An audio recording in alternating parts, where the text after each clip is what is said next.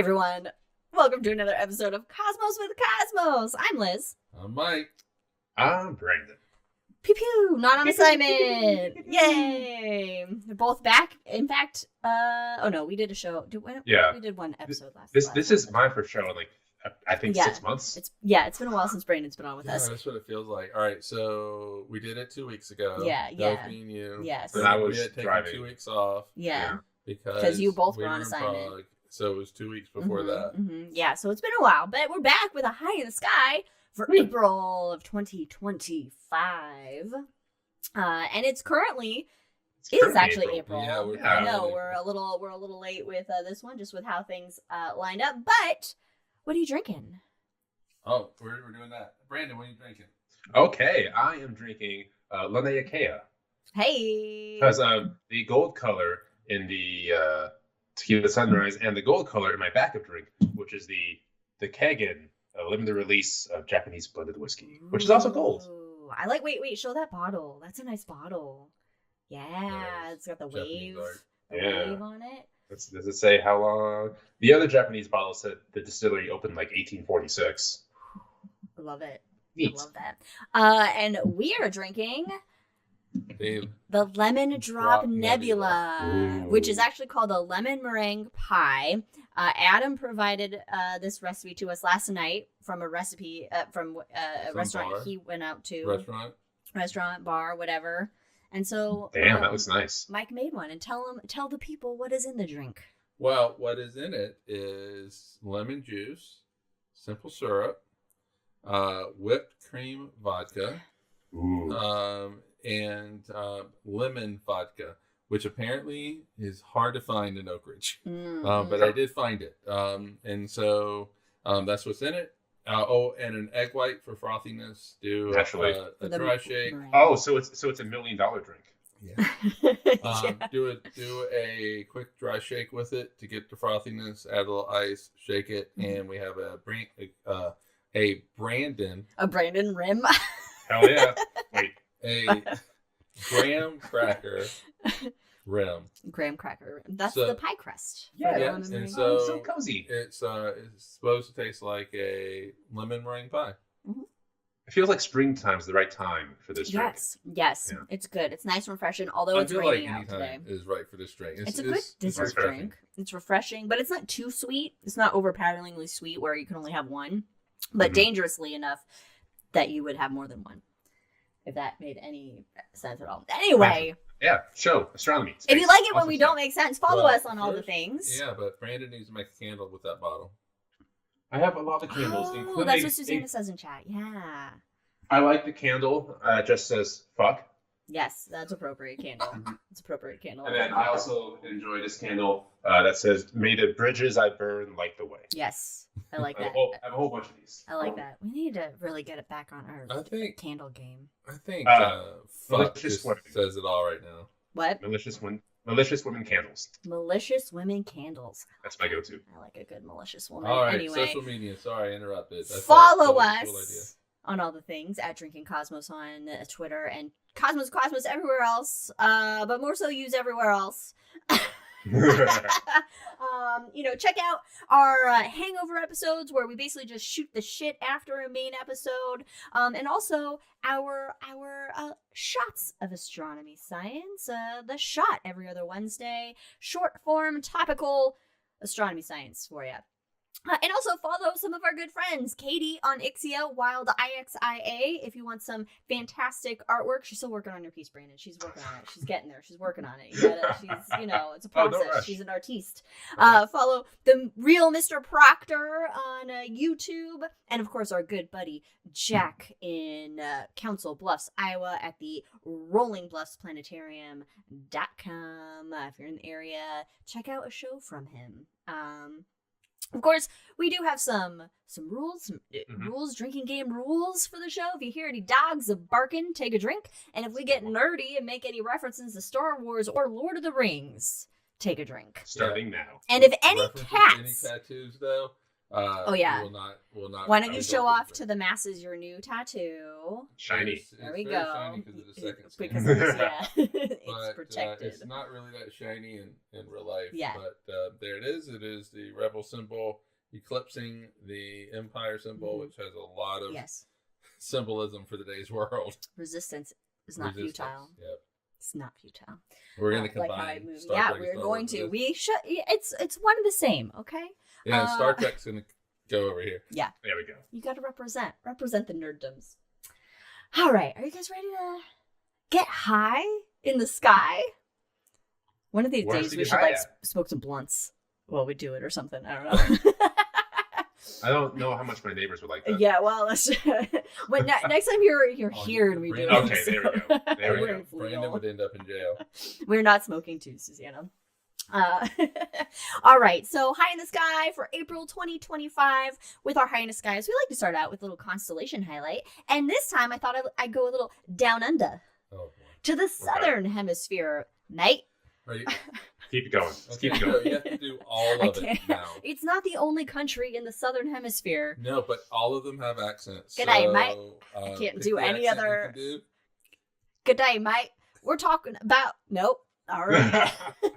It's the chameleon. Oh, come on.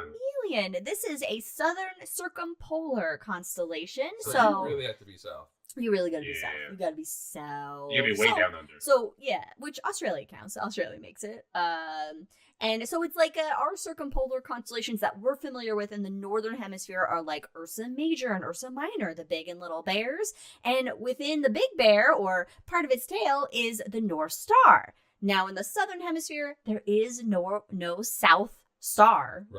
Right now. There will be eventually as the Earth wobbles on its axis called precession, and that changes the positions on the stars on our sky from our viewpoint.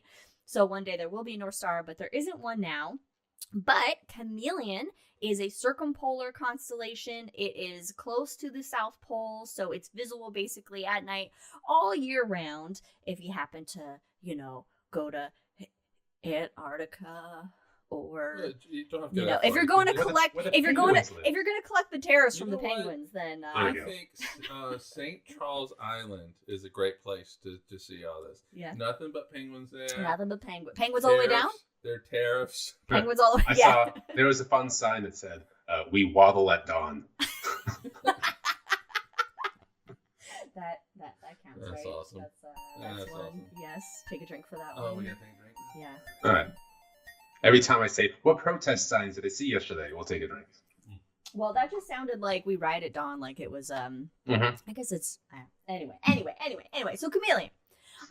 There are 4 bright stars that form a small diamond shape. Only 4. Only 4. That those are the brightest stars that form the small diamond shape of this constellation. I don't know how. I guess you get a chameleon out of it, but how do you get anything out of any of the constellations? I don't know. I can see the Dipper. Yeah, okay, but the Dipper is something that dips. But what about a bear?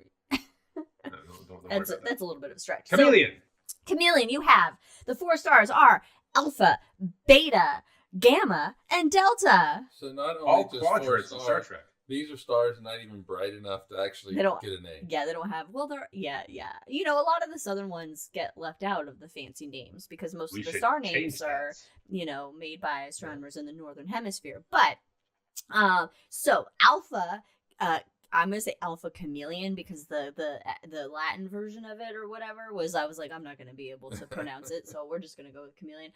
It's a white star, 63 light years away. Beta is a blue-white star, 271 light years away.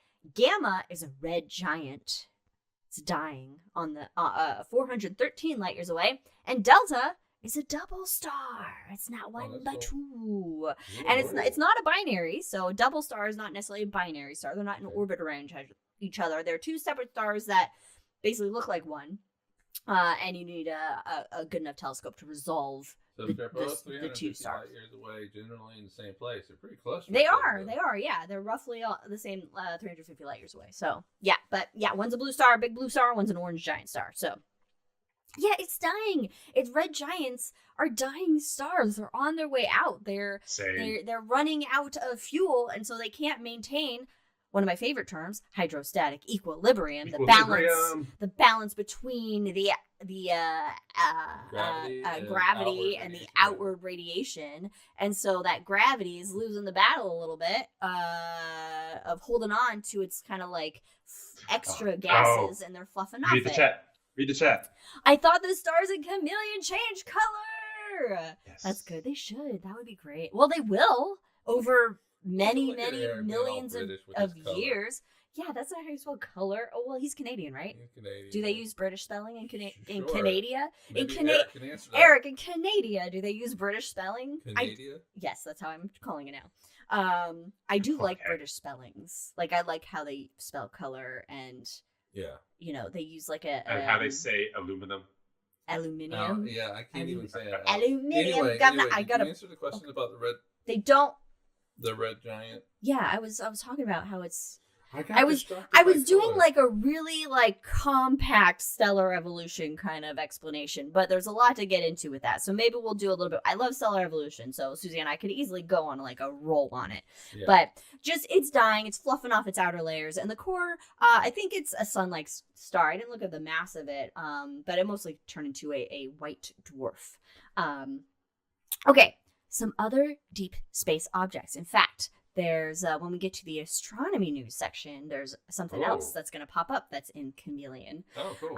But some other deep space objects are 110913. This is a dwarf star or a proto-solar system. We don't quite know. It is 529 light years away. I think I read it was like discovered in 1999 or 1994 or something like that. Mm-hmm. And so we don't really know exactly what it is. It's kind of fuzzy, but it's hanging out there. It was discovered in 1994 because this next one, there's an open star cluster that was discovered in 1999. When I originally read the notes, I read it as potato solar system. Solar system. Because we're pet sitting my sister's cat, Potato. Yeah, it's the potato. I just looked at potato too. So your brain was like potato solar system. Potato could be a proto black hole. Actually, she's a black cat. Weird shape. Yeah. Maybe I don't know. Anyway, so Ada. Alpha, beta. Ada Chameleontis cluster or Mamjack 1. Mamjack. That sounds very. Mamjack sounds familiar. I feel like we've talked about Mamjack. Really? It sounds very like Star Trek. What did you say? It sounds very like Star Trek, Mamjack. It does. I was going to say on the Mamjack 1. Just like it's like a Klingon ship or something, maybe? Yeah. Or maybe a Romulan Mamjack? I don't know. It sounds Klingon. It does. It's 8 million years old, this open star cluster. For a comparison, just as far as what an open star cluster is, the Pleiades here in the northern hemisphere is an open star cluster. I know what it sounds like. There's this game that Picard played when he was in the academy, and the Narsicans stabbed him, and it was something like, it sounded, if I remember right, it sounded something like. So it is. So still Star Wars. I will say that Mamjack did get his PhD in Arizona. Hey, Arizona, hotbed of astronomy research. It's not just a hot asphalt desert. No. Of pain. So this open star cluster, which is basically a grouping of stars, they form together out of the same cloud of gas and dust, and they're just slowly like spreading out from each other and living their own lives, going their separate ways. Again, 8 million years old and 316 light years away. Cool. And this constellation has many molecular clouds known as the chameleon dark clouds, which is the name of my second drink, Guinness, the dark molecular Guinness cloud. And those molecular clouds really mess with your sensors when you go through deep space like that. They do. So these molecular clouds, they're forming low mass T Tauri stars, which are variable stars that are less than about 10 million years old. So they're younger. Yeah. Younger stars. Just a pep in their step. Yeah. These molecular clouds are between 400 and 600 light years away, and they contain tens of thousands of solar masses of gas and dust. That's a lot of dust. A lot of gas and dust. That's like a lot of Leia gas out there. It's a lot. It's a lot after Leia's been like eating a lot of grass. Now, when I was looking this up, I almost went down a rabbit hole because it said that they're located at the surface of the local bubble. And I was like, local bubble? Bubbles in space? What are we doing? So, just briefly, like a super bubble or a super shell is a cavity which hundreds of light years across and populated with hot gas atoms. It's less dense than the surrounding interstellar medium. And it blown against that medium and carved out by multiple supernova and stellar winds. You know, what's weird is I just got a notification on my phone saying that there's hot gas atoms near me. So this is very exciting. You swipe left or swipe right? On the gas side? So I was thinking that maybe like something like these like these local bubbles and stuff, or even Laniakea, like a good like main topics. We haven't talked about kind of a lot about the interstellar medium and this kind of like. I had a thought about the next episode, which is what I name my drink, so we'll see how I feel about that. Okay. Well, it's up to you. All right. So these dark clouds of just, hot gas, basically, they fill the majority of this constellation, actually go into other constellations that are surrounding it. This small constellation, it's a small constellation. I know it's a small constellation, but still... Space cavities. You got space cavities. It's a consolation prize. It's because the universe is outlawed putting fluoride. Fluoride, yeah. That's just Utah, guys. That's the universe, Brandon. That's fair. Okay. Now, normally with constellations, we talk about the mythology with constellations. Yeah, what stories do we have for There are today? none! No mythology. Huh. Okay, most of the constellations in the southern hemisphere are not from the ancient Greeks or ancient civilizations that give us all the fun stories that we have. A lot were kind of mapped out by later astronomers. That we tell. There's a lot of constellations from Polynesian culture and everything like that. We don't tell those because they're not white people. Well, yes, okay, I know. We're very western and northern. Yes. So it's one of 12 constellations created by Petrus Plancius. Petrus Plancius. Nice. It sounds like a Harry Potter spell. It does. Petrus Plancius. It first appeared on a celestial globe published in 1597 or 1598 in Amsterdam by Plancius. To the airport in Amsterdam. So then John Bayer, he was the first celestial cartographer or uranographer. I was like, that's got to mean something else. Uranographer is another name for a uranographer, Harry. Anyway, he was the first to put it on like a celestial atlas or map, and but there's a little bit of other cultures that have like recognized the stars, at least in this constellation. In Chinese astronomy, the stars were classified as the Little Dipper among the southern asterism, and then sometimes in Australia, mate, it's called the Frying Pan. Oh, no, okay. that I don't know what happened with pan there. I really can't do. G'day, mate. Pan. No, that's G'day, all you can do. Frying pan. No. Where's the cat? Foster's Australian for beer. Okay. You got Weege. So, chameleon, if you go to the deep southern hemisphere, not the deep south of America, but the deep southern hemisphere of the world, it's one of those constellations you can see. So if you're going to New Zealand or Australia, you should be able to see it, I would assume, I think. Or Yeah. Chile or Argentina. Or Chile, Argentina. Yeah, there are other countries. South Africa. I know no African countries. South Africa. I'm wondering if you could be close to the equator but north and still see it a little bit. I don't know how far away from. I really see. think the circumpolar constellation. The only one I knew I saw was Southern Cross. Oh, well, I yeah, and that's... Anything else, yeah. Yeah, it all depends on how far away it is. I would think that the equator might be too far for it, but I don't know. I do not know. I'm not an expert in these. I don't know. I'm just saying. Anyway, so Chameleon. If you're going south, if you live in the south, check it out. Yeah, you south Of the globe. You're not going to be able to see it in Phoenix, which is south of here, but yeah, I meant in well, no, southern I hemisphere. just wanted to make sure everybody knows. Yeah. Anyway, we have a whole sky though. There's a whole sky. Oh, Mr. Frodo, look at that puppy. Look at him. He's so cute. We have a whole sky of things in April, such as Susanna just says in chat, dog. But excited, it's Mr. Frodo. We have planets for April. Planets up there. Mercury will be low on the eastern horizon before around dawn in the second half of the month. If you have things on your horizon, though, good luck. Like us. Yeah, good luck. Venus will be the bright morning star, rising low in the east before dawn and getting higher in the morning sky throughout the month. So, look to the east on the fourth day. Oh, God damn it. After the... Oh. I'm proud of us. We never once did a potatoes reference. We're talking about potato for 5 minutes, so... We didn't, but every time I say her name, I'm like, potato. Now Is that Mars, no drink? No. Mars, it's hanging out all night long. All night. Okay. It's chilling.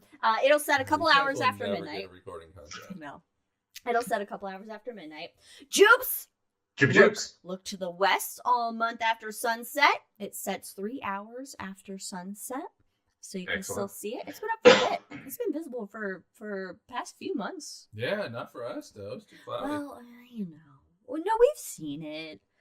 We saw it. We broke out our telescope. We saw it. Too tired to take telescope. Yeah, that's the problem. It's just our laziness. Saturn hanging out with Venus. Nice. Late April. And now, the fun thing about the planets is I finally saw Gustav Holst's Planets live in orchestra this last week. How was it? Oh, nice. It was delightful. And of course, when you hear Jupiter bring a Jabadi, all you hear is the demo that you made in Arizona. And it was the best. Oh my gosh. It made me so happy. Do that one. The only thing that sucks is it's about astrology. Well, that's fine, but you can repurpose things. That's true. We know. We apply it to real planets and not astrology. I also learned he has a delightful suite composed to Walt Whitman. Oh. Just curious. Yeah. Cool. Yeah. We learned that the other day, too. It's all you. Anytime we're watching Jeopardy and a classical music category comes up, I'm like, where's Brandon? Or baseball. Where's Brandon? I love the baseball. Or books. Baseball topics. Where's Brandon? All right, we do have a couple events in April. It's not really an active month in terms of cool shit happening in the sky, other than the entire sky just is always cool and awesome and amazing to look at. But April 12th is the full moon. It's called the pink moon. I forgot to actually look up what the pink moon means. I think it's. Okay. I'm gonna go with salmon. I don't know. Salmon do something in April. That's what I'm gonna guess. The pink moon means. But April 24th through 25th, Venus, Saturn, and a thin crescent moon are going to be chilling in the morning sky low in the east. So you can go outside if you want to wake up early and see that trifecta of what I'm sure will be a very pretty sight. And it's been a bit, but we have Meteor Watch 2025, the Lyrid meteor shower, which appear to originate from the constellation of Lyra the Harp. They will be active from the 14th through 30th of April, but peak on the 21st through 22nd of April. However, there will be a nearly full moon because they had a full moon on the 12th, so it's still going to be like a gibbous phase, and so it's going to block, a good majority. If it was dark, you would see about 10 to 25 per hour. So in Phoenix, nothing. So you might catch a little bit. Lake. Yeah. This meteor shower comes from Comet Thatcher, discovered by Alfred E. Thatcher from the NYC. Neat. So from yeah, City? not that Thatcher. What other Thatcher? Margaret? Oh, that Thatcher. Okay, yeah, not that Thatcher. And it was discovered in 1861. This comet has a 416-year orbit, so it gets pretty far out there. Not as So far as are we basically like halfway through right now? It's orbital period, so we'll have the weakest layers. It'll reach perihelion. No. No, because No, we're still not weakest. I take it back. Yeah. we're still passing through its tail. We won't see it again for quite some time. It'll reach perihelion, its closest point to the sun, in 2283. So mark your calendars. How do you remember what perihelion means? Hey, Federico's here. Perry. I just know Perry. Oh, I don't know. It's very close. Oh. That's right. All right. Okay. Break for a second here. The pink moon is named after moss phlox or creeping phlox. Among the first flowers to bloom in spring, bearing pink, purple, and white hues. But Federico says the April new moon is significant for Easter calculations, so we can eat chocolate eggs. Yeah, Cadbury egg season. Oh, I saw this delightful thing of having the hollow milk chocolate rabbit, right? Uh-huh. And then you cut the head off, and then you make an espresso martini inside of the chocolate rabbit. Yes. Okay. But yes. you got to wait for that espresso to cool, though, right? No, it's just like a regular espresso.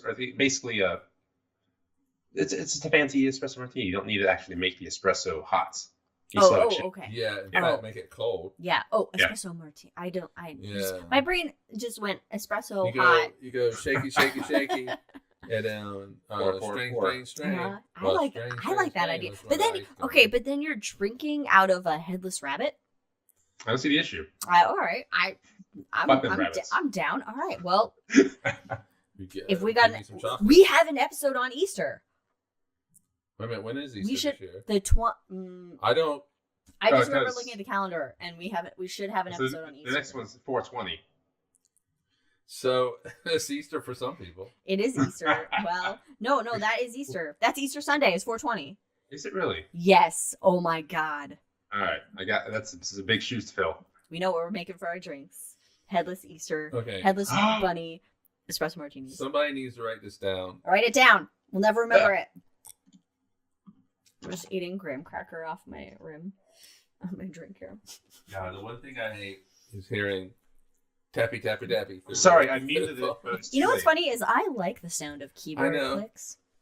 I know. All right, I know. And then I'll hear you just banging, and I have to put my headphones on. There we go. Crank I up have a little. A soft keyboard too. Anyway, Lord of the Rings with just dramatic ready? Yes. Ready? Tonight on April for Astronomy News 2025, we have Web Unmasked True Nature of the Cosmic Tornado Spiral Galaxy from MSN.com. Oh my God, I stuck with that for a little bit. Yeah, it's not just an article on MSN. I just happened to, you know what? I tested out the fucking Copilot AI on the computer, and I was like, give me 10 recent astronomy news articles, but then it defaulted into their MSN's website instead. I was like, all right, whatever. But anyway, so the cosmic tornado. I got a picture for you guys. We got some pictures coming in here. Cosmic tornado right here. Wait. What reference did we make? Yes. Uh-oh. As we all just stop. Just waiting. Stop. Oh my God. And nobody can see us though. All they see is this really cool picture. Okay. Well, I guess none now who remember the reference. Oh, she just says, I don't know. I heard Lord of the Rings. Oh. Okay. Yes, we know. Just to clarify, Easter is the first Sunday after the first moon after the 21st March spring equinox. Yeah, it's a convoluted bullshit way of telling when something is, but it's 420 this year, guys. So it's gonna be a good Easter, let me tell you. So the cosmic tornado. All right, this is an image from James Webb Space Telescope. It's a combination of the NIRCam, the near infrared camera, and MIRI, the mid infrared instrument. It is of Herbig-Haro 49/50, located 630 light years from Earth in the constellation of Chameleon. No fucking shit. Yeah. Oh, Katie's joining us. She's got us on her phone while they finish packing. Cool. So this is a part of the it's located in the Chameleon 1 cloud complex, so one of those dark molecular cloud That are areas just all over the place. that are everywhere. What you're seeing, the outflows can extend for light years, and it's plowing into denser like regions of material, and this creates like shock waves that are heating the material to high temperatures. And then the material cools by emitting light at visible and infrared wavelengths. So that is kind of like what we're seeing here. But what we're also seeing is like at the top left of it is a spiral galaxy that just happens to be there. And the alignment of it makes it look like it's coming from the spiral galaxy, but it's not But look at at all. all the That's other cool. galaxies that are in this Yeah, I know. picture. In the image, you see some galaxies that are like They're behind the that gas and dust being I was heated gonna up. go, look, like right there. Oh and my right god, there's so here. many galaxies. I know. And But then nobody can see where I'm pointing. that's true, yeah. And then the stars that have like that, like they look like, you know, stars you would draw or whatever. Those are like in our galaxy, and Right. those are the lines are kind of artifacts from the Wait a minute, who took telescope this picture? Webb. Webb. And so that's that has to do with the number With the of mirrors. spikes, right? Yeah, with the Those mirrors. spikes, Yeah, with the so- mirrors. The spikes have to do with the mirrors. Right, but what I'm saying is like the number of Oh, spikes. how many mirrors that the telescope has? Yeah. But it has more One, two. mirrors. Anyway, whatever. Anyway, Whatever. So this outflow here is moving away from us at speeds of 62 to 182 miles per second. And it's just part of like a larger outflow of material here. Just imagine how quickly we could get to Eugene going that speed. Would we get a ticket? They wouldn't be able to They wouldn't stop be able to us. catch us. They wouldn't be able to stop us. So that is some new data, new stuff that has come out from James Webb, which is I just honestly was like, this is really cool image. This is really something that's fun. In other news, Saturn, while it's not king of the planets in size, it is the king of moons in the solar system. Saturn has now, it has had 128 new moons. New moons. In That's addition. In Wow. addition, 128 new moons, meaning its total moon count is now at 274. The previous record holder was Jupes at 95 moons. Hey. So Saturn, best planet, says Susanna. Mike, you would agree. It's your favorite planet. It wasn't the king. I mean, it wasn't the previous record holder. Jupiter used to be known as having the most moons. It did, and then Saturn took and over. Saturn overtook it. Right, and then with this 120, and then it 128. Roughly that's it had like 150 moons to Jupiter's 95. So Saturn's been it, and now it's just like piling on. Yeah, It's I'm like, just saying that take this, for a Jupiter. long time, Jupiter was the record holder. But guess what? Telescopes have gotten better. We've been able to see more shit. And so a lot of these moons of Saturn's are actually very small, very faint. And these newer ones especially, so we don't really know any... Sorry, I have graham cracker on my lip. So we don't really know any like characteristics about these moons. However, these moons help to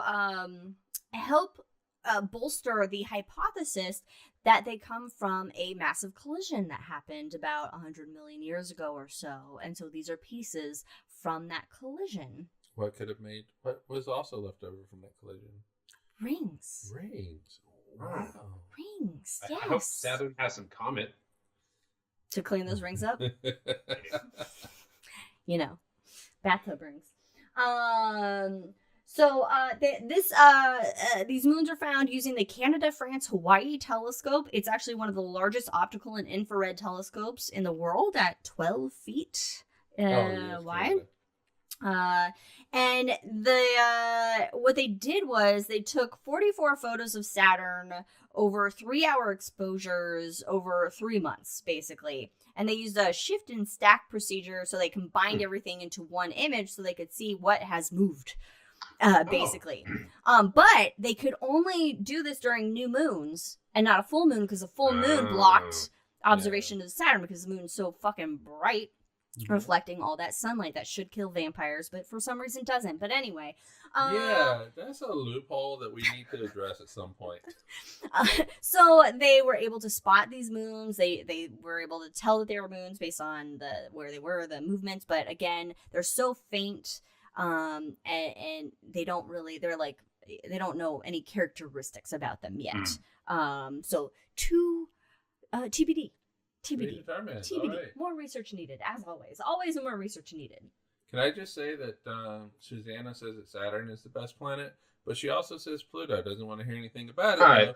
But I can say, Susanna, that that Saturn is the best regular planet and Pluto is the best dwarf planet. 100%. So yes, you have both worlds, best of both worlds. Check out our episode on Pluto. I'm sure we have one. I got to stand up for Neptune as the best planet, though. Neptune is excellent. I mean, Neptune is cool because of the way it was discovered. Yeah, it has a star. It has a love how it was discovered. Because of math. Because it was math. Because you're a math nerd. It was basically, I know we've told this, but Uranus was discovered, right? And so Uranus' orbit, based on Newton's, like, it's not showing up where it's supposed to be. So something's got to be pulling on it. And so some mathematicians figured out exactly where that object would be. And then they pointed a telescope and they were like, oh! And they found it in a night. Oh, shit. Math works, guys. They found it in a night. Mm-hmm. It was great. It's cool. Now, I will say, though, that Neptune does, I think, have one of the coolest moons in the solar system, which is Triton. It's got geysers that fucking blow over at 90 degrees, and nobody knows fucking why that's happening. It's crazy. What else is Triton doing? It's going around Neptune backwards. Oh, right, yeah. So it was captured. So what does that mean? It's sinking in like a drain. Oh yeah, it's gonna fall into Neptune. I forgot about that part. Yes. But so let's continue our episode on Neptune. No. We have more news. Yeah, because Susanna loves this one. This one I thought was interesting, that the cosmic fog lifted earlier than expected from skytelescope.com. The cosmic fog. We had a cosmic fog in the early dawn of the universe. Things were a little foggy. New observations showed that the universe's first light penetrated the fog of the cosmic dark ages just 330 million years after the Big Bang, earlier than previously thought. So basically, after the Big Bang, Federico says, still thinking Earth is the best one. The only one we know for sure there's alcohol in it. Look, you can make alcohol out of methane, right? Yeah, but and dogs and cats. All right, okay, yes, but and look, Earth, best one because life is on not it, Earth. But coolest planet, no, I don't Earth's know. on fire right now. Earth's a fucking dumpster fire is what it is. Caused by us. I didn't say it was a good fire. I'm sorry. Let me rephrase that. Earth is super cool. Humans are a dumpster fire on Earth. Anyway, so the expanding universe after the Big Bang, it turned into like this dark fog, which was mostly neutral hydrogen and helium atoms, which is called the cosmic dark ages, which I think is fun. And so only after you had like these first like really massive stars form, and then you had the fledgling galaxies born, that you have the cosmic dawn. And that's when high energy radiation started to slowly like lift the fog, but it's really like evaporating the fog basically, right? Pretty much, and it ionized the intergalactic gas that was there. So basically nuclei and electrons were like ripped apart and into a like plasma of charged particles, according to the article I quote, because that's way too scientific and smart for me to just like come out naturally from my brain and to my mouth. There's a lot of big words there. I'm yet a bunch of humble pirates. Yeah. So James Webb, of course, it made observations of a very small galaxy. Very small galaxy. Itty galaxy. That is so distant that the light we see today was emitted when the universe was just 330 million years old. Oh, very good year. As Joris Wittstock, Wittstock, as old as I am. Joris Wittstock of the Niels Bohr Institute in Denmark. He's the study lead. He says that even to James Webb, GAWST, it's a point source. Like, it's a point source. Oh. Like, that's how resolved the galaxy is. It's a point Wow. source, basically. And it's 230 light years across, yet this galaxy, it somehow produces so much high energy radiation that many hydrogen atoms in the local interstellar gas are being ionized. They don't know the source of that radiation yet. Oh, okay. But the fact that this galaxy is visible at all in the spectrum implies that the epoch of reionization, or the cosmic dawn, as I talked about earlier, had already begun when the universe was 330 million years old. Previously, it was 380 million years. That's the name of my next album, The Epoch of Reionization. I like it. Mm-hmm. It sounds very like God is an astronaut. Oh, yeah. Like, that's what it should be. Yeah. By the way, you have to take a drink. You missed it. I did. You missed it. There was a Lord of the Rings reference. Okay. Quite a good one, too. What was it?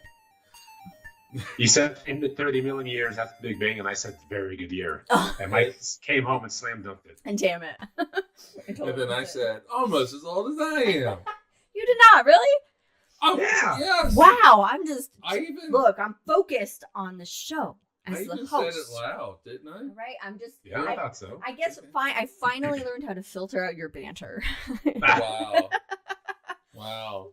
Awesome. We all need that You do it ability. to me all the time. You guys both do it You to me. can move that over there. Okay, next article. All right, so Cosmic Dawn happened earlier than expected. Thank you, James Webb. The Fram-2 astronauts splashed down after historic polar spaceflight from Astronomy.com. All right, so this was an international 4-person crew. They returned after 4 days in space, observing Earth's poles from orbit for the first time. These are a bunch of rich people that bought a ticket onto this I don't think we space should flight. even give them They are civilian astronauts, which they are civilian rich people. Chun Wang, Janaki Mickelson, Rabia Roge, and Eric Phillip. Wang, for example, he was the lead. He was the mission commander. What does he do? He's a crypto entrepreneur, and he purchased the intended 3 to 5 day mission from SpaceX in August. And he quote unquote commanded the mission. And he was the commander. Can we not give them the bandwidth? Unless there's like some highlights. My next bullet point was feelings and thoughts on this. I mean, it was the first time humans had done circumpolar orbit like that. Yeah, but I think that's all we ought to give them. They orbited the Earth 55 times.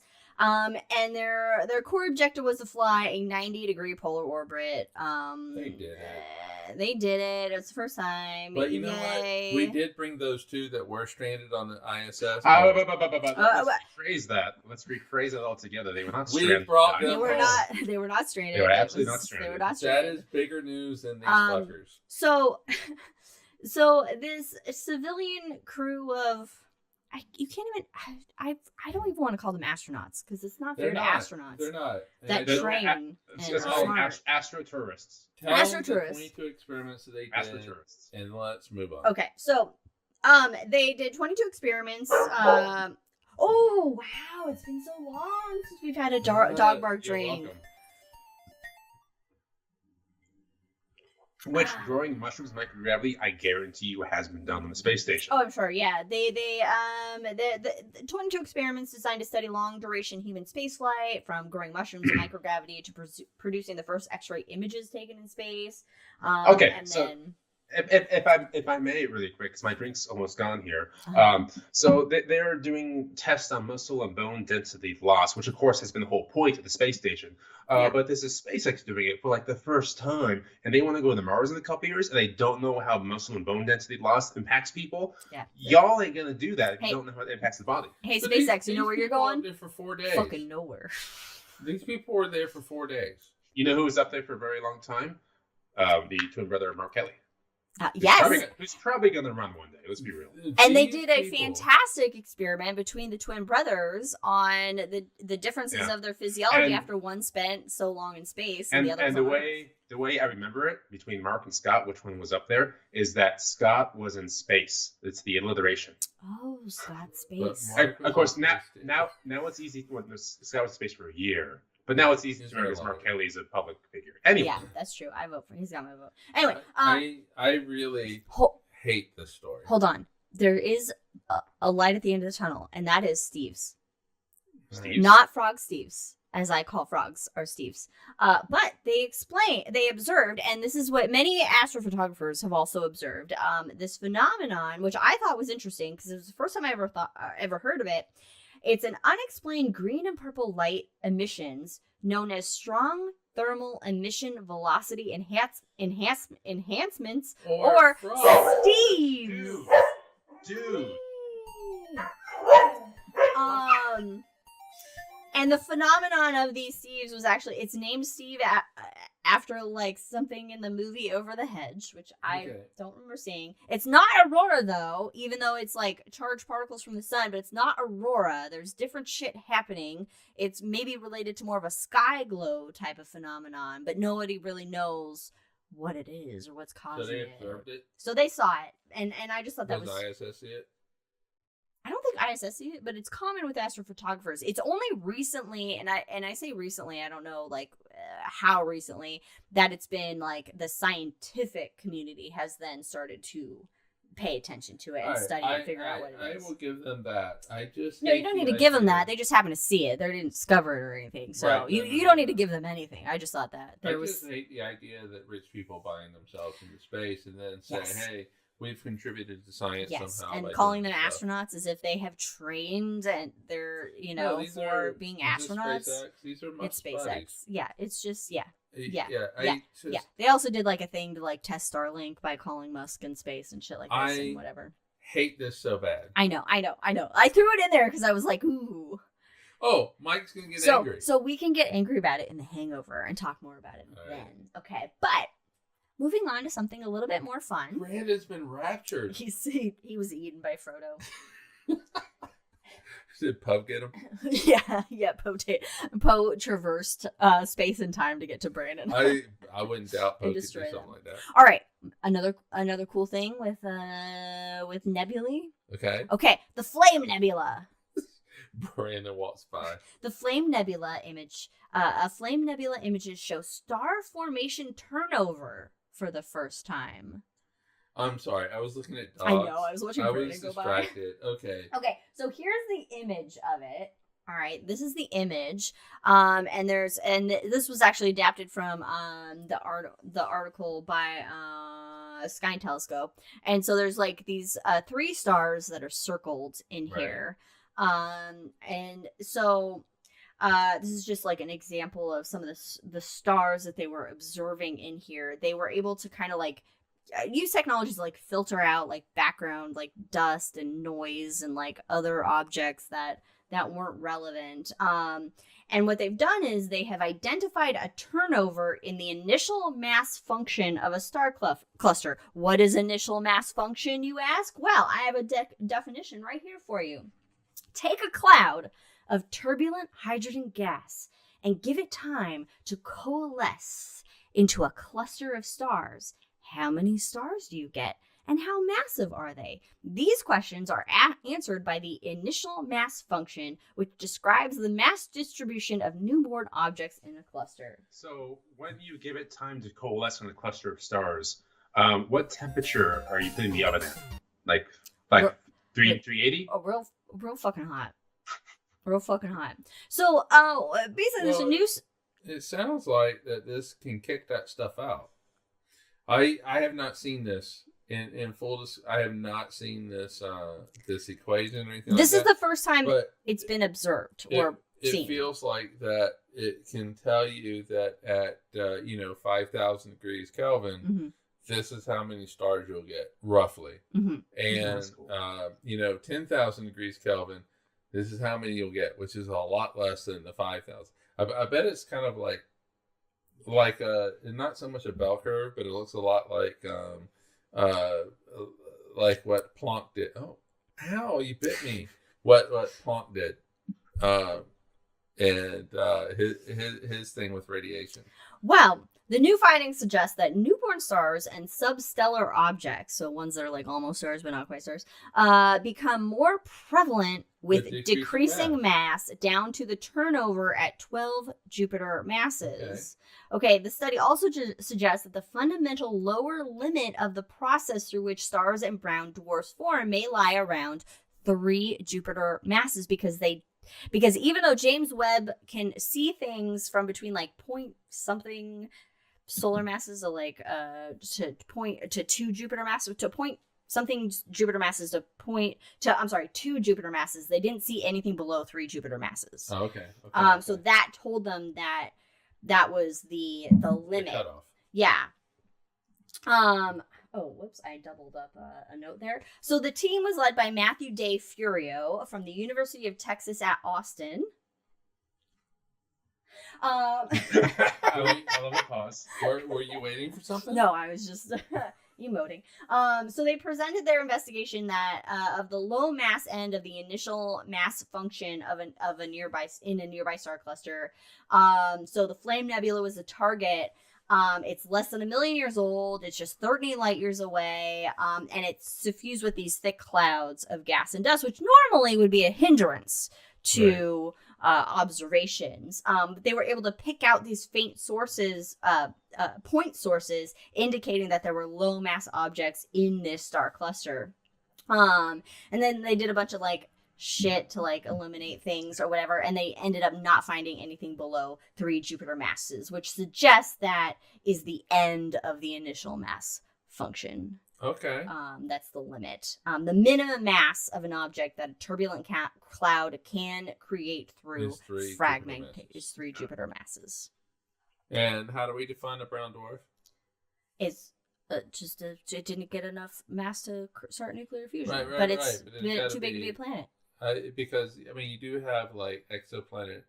It's not defined, but they'll say like super Jupiters, super Earths. Well, the previous end of the initial mass function was thought to be between 1 and 10 Jupiter masses. Mm-hmm. So this puts it down to 3 Jupiter masses. Okay. So I was like, all right, this is beyond my pay grade, but No, I thought it was cool. I think it's a great. You have this cloud of dust and gas that's out there. How many stars will, based on its math, how many mass, how many stars will it produce of a certain mass? How many sun-like stars will we get out of it? And then how many brown dwarfs? How many brown dwarfs? Which you're going to get a lot of those, just because it's so much easier to make those. But it seems that limit is at red 3. dwarfs and things like that. And so I've never thought about this, but other people are thinking about I'm going to think about it now, because like Planck's equation will tell you like how much radiation you get at a given temperature, how much radiation you get at a certain wavelength. There's math to figure out everything, Susanna. Math is a language of science. It's math all the way down. My brain. Math is a language of science. It. And so, so I've never thought about somebody producing this equation, but I really like the idea of this. And then you can refine it. So then you can say like, okay, so I have something like the Orion Nebula. At the end of it all, how many stars can I expect? And you also have to have an idea of blow off with it. So stars that get produced, but then they blow off some of the material that's no longer available for production of stars, or brown dwarfs or whatever. So anyway, I really like the story. Thank you for letting me. You got nerdy over it. You got excited over it. you got like it. Well, guess what? In happy news. Astronomers discovered doomed pair of spiraling stars on our cosmic doorstep. So, this is from ScienceDaily.com. This is the first double. Part of the AI. Huh? Is this all part of the AI you talked about? No. Oh, okay. Astronomers discover the first double white dwarf binary that is destined, that will 100% explode as a Type 1a supernova. It hasn't been actually seen before. Okay. The process that leads to a Type 1a supernova. Okay, they have not seen the process? No. It's just the to have a Type 1a supernova, it's like, oh, this has to happen. You have to have this circumstance to happen. And this is the first time that it's actually like, this will happen. We will actually see this. So what you're telling me now process is that happening. astronomy and telescopes have the ability to see things that were, things that are, and some things that have yet come to pass. Yes. This comes from the University of Warwick, which I immediately think Warwick Davis. Like immediately Yes. like, oh, like I just picture like a statue of Warwick Davis out front of this university. All right, but you have to put him like in his like iconic roles as you know. He's an Yeah, Ewok. which one do you see him as? Well, it's like okay. He's in Harry what was Potter, the movie? Then you have to put him as you know The Disney movie. but one of the little teddy bears in Star Wars. Ewoks. Teddy bears. That's not a drink. It's not a drink. No, it's not a drink. Or the other one that came out recently, or 2 years ago. Yeah. It's What's it called? What was the one? Well, wasn't the one with Val Kilmer? Rest in peace. Yeah, really? Yeah. Like, pneumonia? All right, anyway. Well, I mean, when you're that anyway. That old? He's 65. No, I didn't say that old. When you're that, throat cancer. Well, yeah, throat cancer. His immune system was fucked. That's what gets you is pneumonia at that point. Yeah. Anyway. Yes. So Warwick Davis University. No. So this is a high mass compact binary star system that's only 150 light years away. So it's like, hey neighbor. So they're on a collision course. To collide. And so when you have two white dwarfs that collide, you get a Type 1a supernova, or if a white dwarf pulls material from a binary neighbor star, it can explode in a Type 1a supernova. These are standard candles that are used to measure distances in space and things. When this happens, when it goes supernova, it will appear 10 times brighter than the moon. I love when it happens. I love that. So this is the first time that a system like this has been seen, observed directly. The two stars are currently separated by just 1/60th of the Earth-Sun distance. So do math. 1/60th. 1/60th. Let me guess really Earth- quick. 8 million miles? 1.5 million. Damn. 1.5 million Hold on. miles. You did say, I was looking One- at Warwick Davis. You 1/60th, said yeah. Sun. Yes. 90, I did 90, so Sure. 1/60th, yeah, about 1.5. Okay. God, he maths so fast. He does math so fast. Oh, by the way, Warwick Davis, a Willow. Willow! I knew That's it. it. W. That's it. I was like, Damn it's it. not legend. That's fucking a different thing. Anyway, okay, so it will undoubtedly create a Type 1a supernova. The orbits currently take a little bit longer than 14 hours. So That's fast. pretty fast. But gravitational wave radiation will cause the two stars to in-spiral. And at the height of the supernova event, they will be moving so fast that they complete an orbit in a mere 30 to 40 seconds. Wow. Jesus fucking Wow. Christ. All right, so when is this going to happen? You may have said this, Okay, now. but I missed Uh, it. Not Now. like next week. is what I you was said. looking Okay. up Warwick Davis. Okay, so now. Catch a breath. Okay, words. It's gonna happen. It is going to happen. It's gonna happen, and it's gonna happen in 23 billion years. 23 billion? 23 billion Jesus. years. Yeah. So book your tickets now, folks. So Dr. Ingrid Pellisoli, the assistant professor at the University of Warwick, and third author of the paper, added that this is a very significant discovery. Finding such a system on our galactic doorstep is an indication that they must be relatively common, Otherwise, we would have needed to look much further away, searching a larger volume of our galaxy to encounter them. And isn't the third author like the author that really did the work in the paper? Oh, of course, must be, Yeah. right? Because the first You one got is the like, department chair, yeah. and you got the manager of the person. And then they got all delegate down, so the It's third such a authors. letdown. That the coolest 23 shit billion is years. going to happen in Yeah, 23 it's billion Like years. Andromeda's going to But- collide with us before But, that. you know what? To Our me, sun's going to die way long before well, that. what it feels like, exactly what it feels like is an astronomer coming up with a paper going, hey, we have discovered The coolest a star. shit.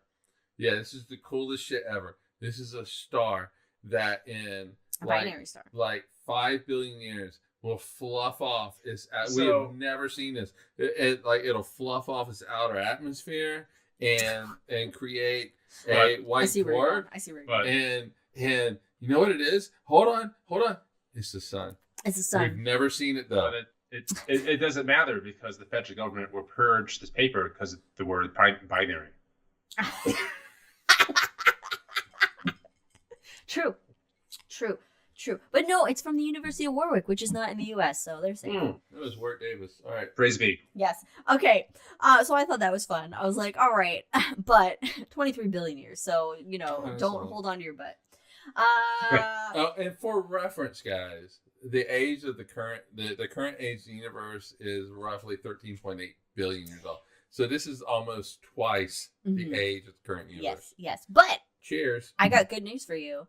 That current age of the universe, spot fucking on. You know why? Because we got brand new baby pictures of the universe. Baby pictures. Brand new Like, baby can we pictures. like pitch our cheeks? Are these gonna Shit like embarrass? that. Are these gonna embarrass the universe where We're it's gonna- like, yeah. Mom and Dad, why are you showing like little naked baby Oh, pictures? who's the of mom me? and dad of the universe? So new Jesus. baby pictures okay. show the universe when it was just 380,000 years old. Oh, there it is. Oh, These come from the Atacama Cosmology Telescope, or ACT collaboration, which includes researchers from the University of Toronto. And they recently produced the clearest images yet of the universe's infancy from the earliest cosmic time accessible to Aw. humans. According to humans, who knows what aliens see? Who knows what baby pictures they got? Ooh. All right. So, Well, physics kind of limits them, right? well, we don't know. Well, maybe. We don't know. We're dumb. That's fair. Okay. So, they've measured Yes, time light. travel, Susanna. They measured light that traveled almost 14 billion years, right, to reach the telescope in the Atacama Desert in Chile. And they have two new images that reveal the universe when it was about 380,000 years old. So, this would be the equivalent of hours old baby pictures for a middle-aged adult. So like we're still like gooey, we got stuff on us. Yeah, and- so this would be looking at basically our baby pictures when we're when we're in the hospital. Like there is a baby picture of me Yeah. when I'm in that hospital thing with the things on me and just you have one of those? Yeah, my parents do. Of Oh, me in the little hospital baby. I guess crib. I have no pictures like that. You don't have any of those? No. I got them. I'm just a fat little chunk hanging out in Oh. the What hospital. was your weight when you were born? Oh, my mom knows, and she's told me, and then I think I just block it out of my brain. But I was a chunk. I might have been like 8.6 pounds, maybe. Yeah. Oh, no. It's either 8.6 I or was- 6.8. But I was double digits. really, I was a fat little motherfucker. wow. Oh, I'm sorry. for Wow, you. I feel bad for your mom. In that She brings being- it up constantly. Oh wait a minute. I You should- were C-section, right? I was a C-section. Yeah. So Yeah, your weight my declined. head was too big because you were like 8.6 because I was pounds. giant. My head got As stuck. my mom likes to say, they needed the vacuum for me. Did you come out cone-headed? Apparently. I was cone Yes. head. I was cone head because I got stuck and then pulled me up. My head was like. Anyway, Susanna, though, I do not have pictures of you like in the little. Hospital carriage. crib. That Yeah. clear hospital crib. But she never left the room. Oh, really? Yeah, she never left the room. Oh, well, No, I don't know okay, if I was no, in no, the take room. it back. I might have been in She the was room. born. They took her back and they did some stuff. Yeah, they got to do stuff. And then they brought her back, and So- she stayed in the room the whole time. Nice. One of my favorite stories that my mom likes to tell. First of all, it's called the Bassinets. One of my favorite stories that one of my mom's favorite stories she likes to tell is I was maybe like 9 years old, and we were driving by a hospital, something like that. And she says, this is how I said it. And yeah, then you ask, where was used when I was born? Because I was like a New York kid, apparently. And she goes, oh, I was by the vending machine. That's not what I meant. Where were you when I was born? Which, that's a great note. What I meant was, as a 9-year-old, what hospital were you in? Were you in Arizona? What was going on? Yeah, You but just that's didn't know not how how to- you said it. But she says, where was used when I was born? Because I was like a Newsies kid. This tracks. I mean, look at your glasses. This tracks. All right, so I love to tell the story about how my dad passed out twice when I was born. It was great. I don't know this one. You don't know this You don't one? know this? No. Oh, okay. All right. First of all, to answer Susanna's question, yes, you were too good to leave the room, but we left within 24 hours. We were like, you're the third kid. We got this. All right. So my mom goes into labor. They get me to the U.S. Air Force Hospital in base in Myrtle Beach, South Carolina. Yeah. And so this is in the 1969. So my Year dad of doesn't Woodstock. even get to go back. He does not even get to go back and watch this miracle of event of me being born with like choir singing. Oh, Angels when come I down, yes. mouths open up. Yes. There's the like a second whole coming beam right of light, there. shaft of light that comes down. Anyway, my dad passes out and then eats a nurse's lunch and then proceeds to pass out a second time. Another reason nurses are heroes. And so, oh yeah, that little nurse, she lost her lunch. She didn't get her lunch. And my dad just boom. When Liz was born, it wasn't the choir. It was Yes, 100%. I got the 666 on my head already. You know, it was there. Oh, really? YouTube just notified you that we were starting an hour late? Well, good on you, YouTube. No, well, we've Thanks, been here. YouTube. Well, thanks for joining Welcome, us anyway, Jack. Jack. We're talking about the baby picture of the universe that devolved And into us being pictures. born. So back to the baby picture of the universe. I do have an image of it. Here's the baby. Oh, I gotta turn on the baby.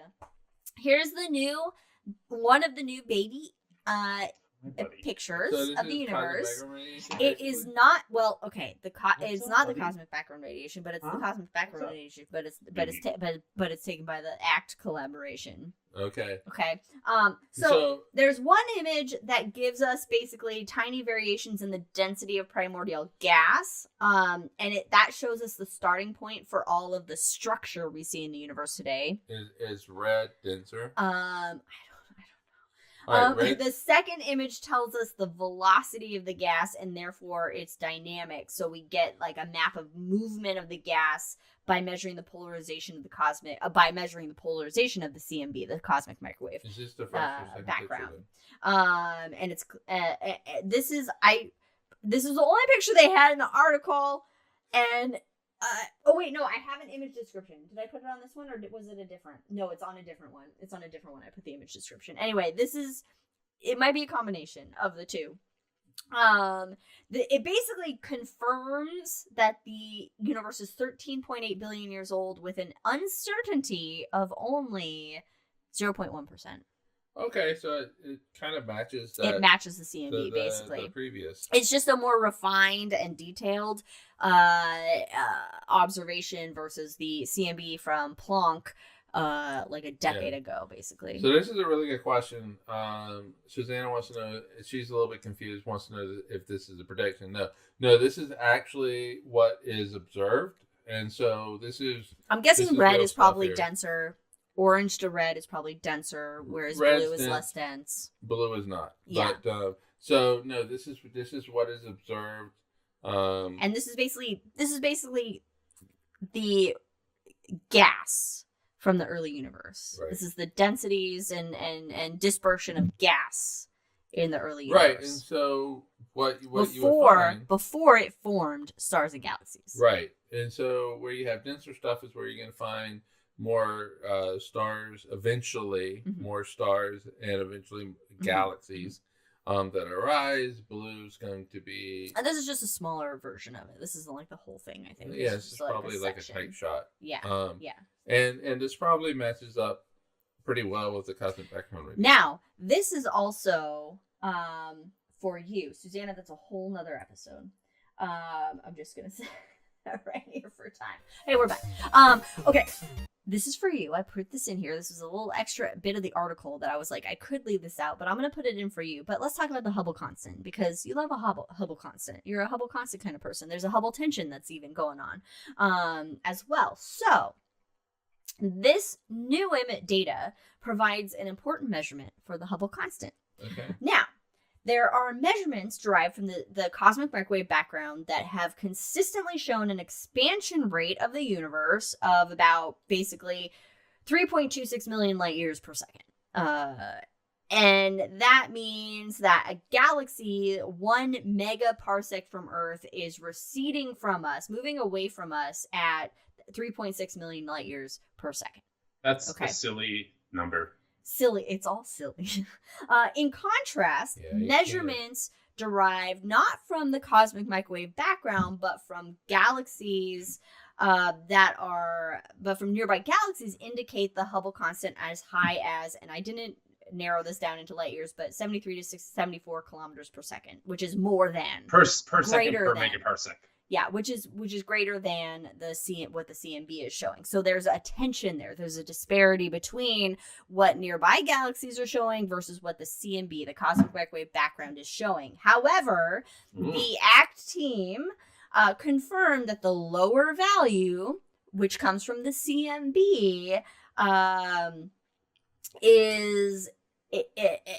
is correct, or is more constant, is more aligns with that lower value than that higher value. So hold on, the data from ACT correlates with the CMB Hubble constant data versus nearby galaxy data is what it's showing. So it seems that the Hubble constant is more aligned with the CMB, what the CMB tells us. Right. I don't know. I threw that in for you. I thought you'd appreciate that. I do. Thank you. You're welcome. Okay.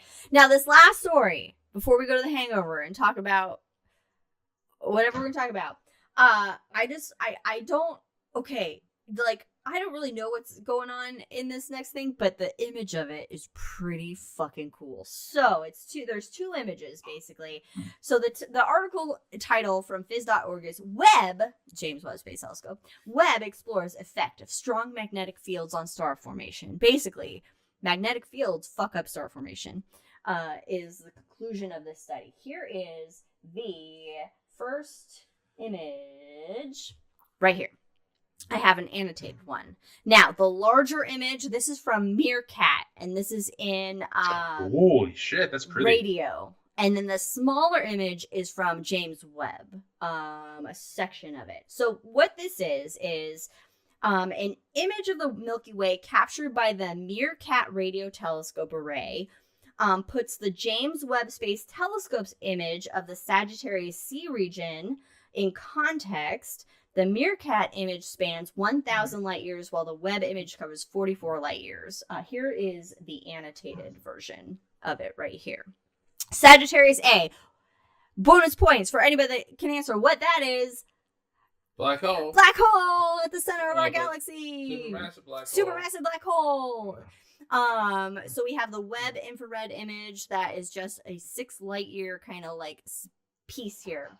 So here's what's happening. This is the central molecular zone where a ton of gas and dust is present. And if you have a ton of gas and dust, then you should have a lot of star formation. However, that is not the case. There's not a lot of star formation going on. And so astronomers are kind of like, well, what the fuck? Like, there should be, but why isn't there?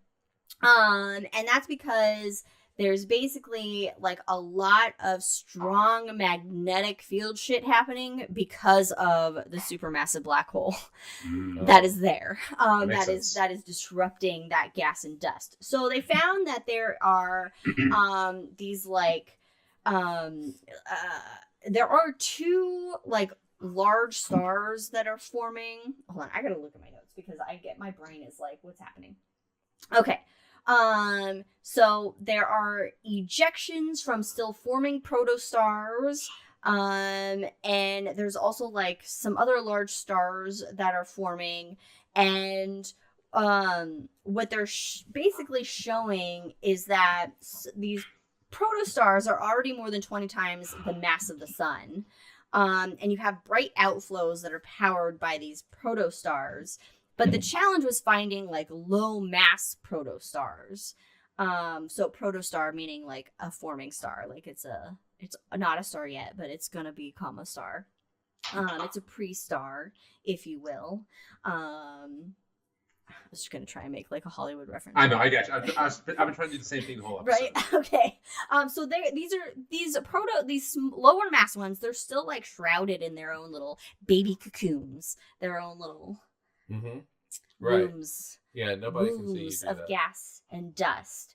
But the great thing about James Webb is that it can kind of see through that gas and dust. Through the wavelengths that it can utilize.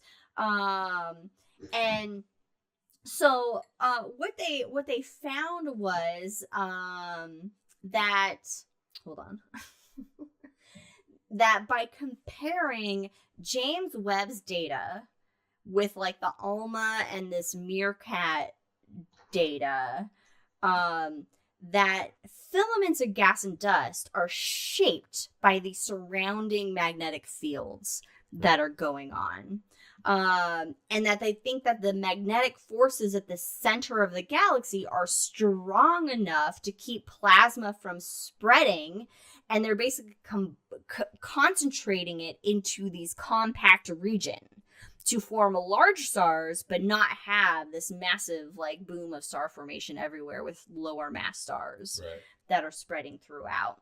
And the magnetic fields may also resist gravity that would typically cause dense clouds of gas and dust to collapse and form stars, resulting in the lower rate of star formation. Basically, this is a crazy ass environment where crazy shit is happening, is my personal conclusion from this article. And I really just wanted to highlight this because I thought that this image was just really fucking cool, because the radio image is like, what's going on here? And then you have the beautiful web image, and it's just, I don't know, it was just fun to look at, and I don't know what's happening, and I don't understand any of it, but I just thought it was cool to highlight. So there you go. Science be pretty. Science be motherfucking pretty. I mean, magnetic fields, yeah, they can wreak havoc. Magnetic fields can wreak havoc. Yeah. So. But they can also be pretty negative at times. Well, I say electromagnetic fields. I'm unreasonably proud of myself for that one. That was great. That was great. Anyway, I just want to highlight also my new shirt that Katie got me for Christmas. That was oh god, it's like, oh, that's a cool one. Hold on, which way am I going here? Oh god, it twisted. It's a little bit big, but that was my fault. But anyway, it's the solar system, not to scale. Not to scale. But more so to scale than normal depictions of the solar system. I do want to know what just happened to Brandon. Did you get bitten? Oh, yeah, Frodo bit me.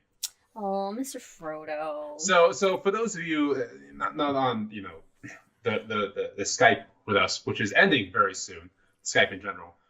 For the last 20 minutes, I've been cutting between being on the podcast and having Frodo jump on me. Yeah. So I've been in and out the whole time. Yeah. No, I think, you know what? Our videos now, we can upload a video to Spotify. So we've actually had our videos on Spotify. So people can actually see us on Spotify instead of just listening to us. Yeah, I watch a podcast all the time with there on video. That's where I get my podcasts of the show. Okay. Anyway, So, that's some news for Hey! recent news in astronomy, cool things, and hot things that are happening out there in the universe. Sweet. I remember when the Planck CMB image came out. It was like 10 years ago. Oh, the face of different one. Okay. I remember when I was talking about it in the planetarium that when it was like the universe's age was refined to that 13.8 billion years age, and it was like, holy shit, yes. And this is just the evolution of science showing, okay, here's further study, more detailed imagery from this other telescope, and it confirmed just what we I that do data. like it when like science does like come together on some things like Come the age together. universe. I was gonna make that reference, Mhm. but differently. But that's shit I like. Mhm. But I do also like when something points to new Something physics else. somewhere. God, But we want new physics so bad. Especially And in we're this gonna day get and it. age. We're gonna get new physics. You have to. It's gonna be.